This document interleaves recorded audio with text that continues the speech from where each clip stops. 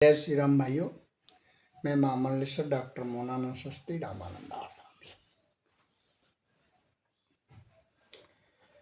देखिए, महाभारत में कौरवों ने चक्रव्यूह की रचना की और वो कब की? जब अर्जुन बाहर गए थे और पांडवों में कोई भी व्यूह भेदन करना नहीं जानता था, चक्रव्यूह को तोड़ना नहीं जानता था।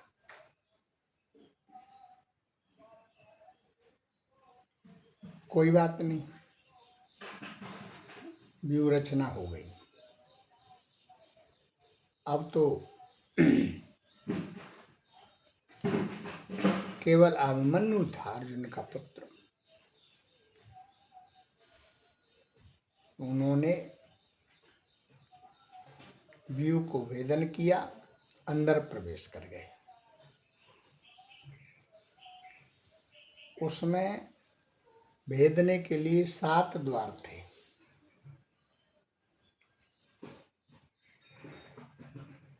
आखिरी वाले दरवाजे पर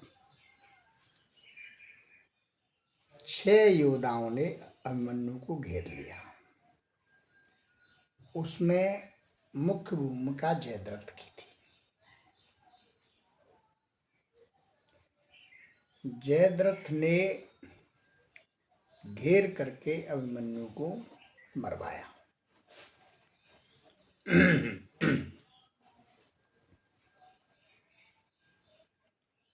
आखिरी द्वार भेदन नहीं कर सका वो, उसका कारण था जिस समय अर्जुन अभिमन्यु की माता को व्यूह रचना की कथा सुना रहे थे, तो वो सुनते सुनते आखिरी द्वार की कथा आई, सो गई। इसीलिए अभिमन्यु ने नहीं सुन पाया। 6 द्वार की कथा सुनी, उन्हें बोध रहा और 6 द्वार भेद दिए। 7 में पैटक गए। 6 योद्धाओं ने नियत्य अभिमन्यु को मार दिया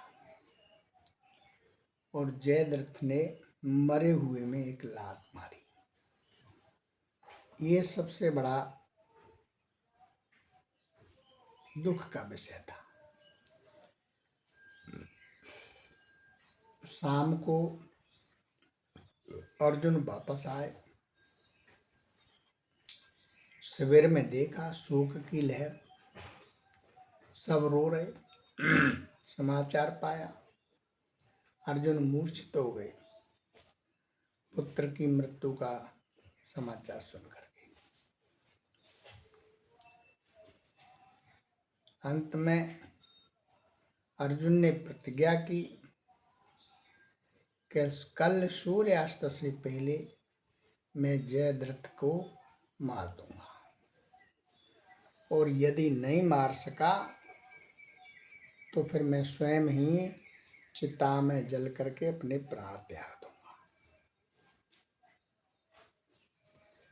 ये प्रतिज्ञा की।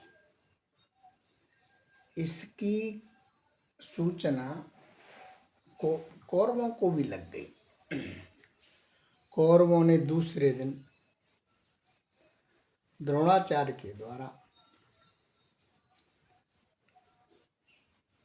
बहुत ही पेचीदा युद्ध का व्यूह बनाया और उसको योद्धाओं के बीच में घेर करके जयद्रथ को छुपा दिया। अर्जुन लड़ते रहे, उस व्यूह तक पहुंच नहीं पाए। भगवान कृष्ण ने विचार किया कि अर्जुन आज मार नहीं पाएगा, अब कुछ करना पड़ेगा।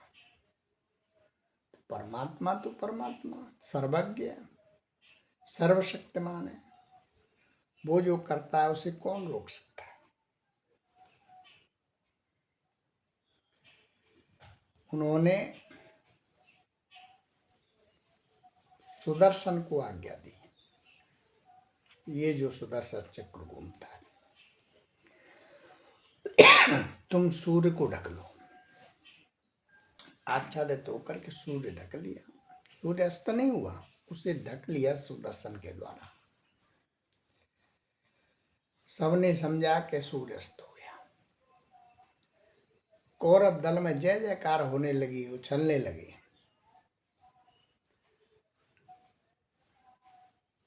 अर्जुन ने गांडीव रख दिया और देखो तमाशा, कौरवों ने ही चिता लगा दी, उसकी लकड़ी रख करके बना दी और बड़े प्रसन्न थे कि अर्जुन मर जाएगा तो हम युद्ध जीत जाएंगे। लेकिन भगवान की लीला बड़ी विचित्र है। अर्जुन चिता में बैठ भी गया अपने प्राण त्याग के लिए, क्योंकि प्रतिज्ञा की थी। वो योद्धा था, सत्य बोलते थे, धर्म पर चलते थे। इधर जयद्रथ भी निकल करके आ गया कि मेरा दुश्मन जल रहा है तो उसको देखूं आंखों से, और उसने व्यंग किया कि भगवान कृष्ण भी रक्षा नहीं कर सके तुम्हारी, अब तो तुम्हें जल के कायरों की तरह ही मरना पड़ेगा। भगवान कृष्ण ने सुना, अर्जुन को आज्ञा दी कि जो आप भगवान शंकर से के द्वारा दिया हुआ पशुपात यस्त्र था, एक पशुपात यस्त्र को आप छोड़िए। उसी अस्त्र से इसकी वो, क्योंकि वो अमोघ होता है, वो खाली नहीं जाता, भगवान शंकर का दिया हुआ होता है। तो पशुपात अस्त्र जो है ग्रहण कराया गांडी पर भगवान कृष्ण ने, और कह दिया अर्जुन अभी तो दिन से ऊपर देखो, और सुदर्शन को आज्ञा दी आप हट जाओ। सूर्य दिखने लग गया।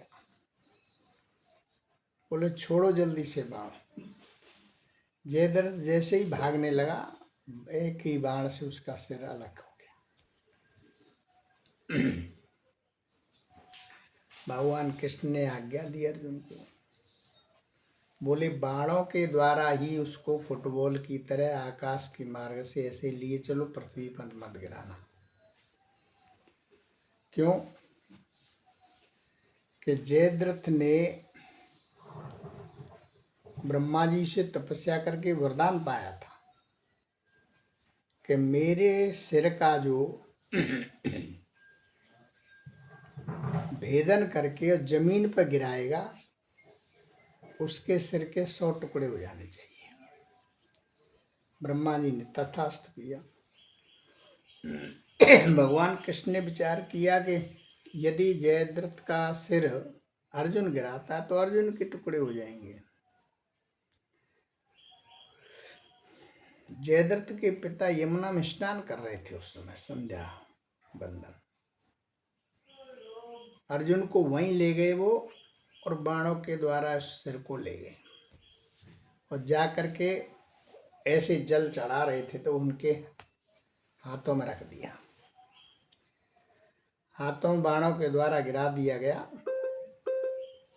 और जैसे ही उन्होंने छोड़ा उसको, घबरा करके सिर को नीचे, तो उनके सिर के 100 टुकड़े हो गए।